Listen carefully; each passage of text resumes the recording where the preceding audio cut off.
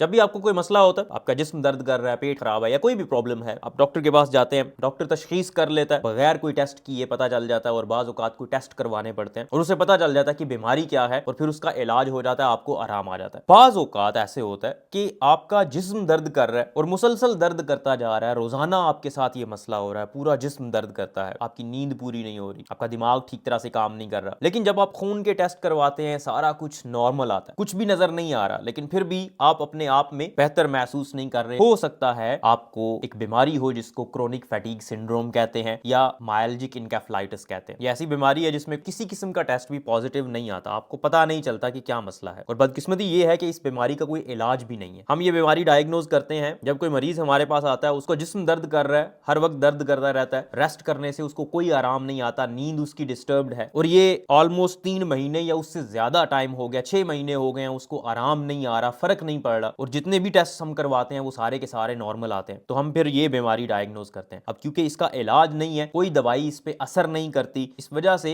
Chronic fatigue syndrome के मरीजों को थोड़ा सा एहतियात से काम लेने की जरूरत होती है। अगर आप सिंपली उनसे कहेंगे कि वर्जिश करना शुरू कर दो, तो हो सकता है उनको फायदे की बजाय ज्यादा नुकसान हो जाए। जब भी वो अपने जिस्म को पुश करेंगे, जितना वो काम नहीं कर सकते उससे थोड़ा सा ज्यादा करेंगे, तो उनका जिस्म ज्यादा दर्द करना शुरू हो जाएगा। इसी वजह से एक प्रॉपर स्ट्रेटेजी चाहिए होती है कि वो कितना काम करें, किस लेवल पे करें और कब तक कैसे उसको इंक्रीज करते जाएं आहिस्ता आहिस्ता, बहुत जरूरी होता है। नॉर्मली इसके क्लिनिक्स मौजूद होते हैं, लेकिन फिर दोबारा बदकिस्मती से हमारे पास इस तरह के क्लिनिक्स पाकिस्तान में मौजूद नहीं है। इसलिए कोशिश आपको यही करनी चाहिए, किसी अच्छे डॉक्टर से मशवरा करें और फिजियोथेरेपिस्ट जो होते हैं उनसे और न्यूट्रिशनिस्ट से मशवरा करें, अपनी डाइट को बेहतर करें और एक्सरसाइज आहिस्ता आहिस्ता इंट्रोड्यूस करवाना होती है। जितना आप आसानी से कर सकते हैं उतनी ही वर्जिश करें। वर्जिश का मतलब सिंपल, आप थोड़ी थोड़ी वॉक करना शुरू करें और आहिस्ता आहिस्ता उसको बेहतर करने की कोशिश करें।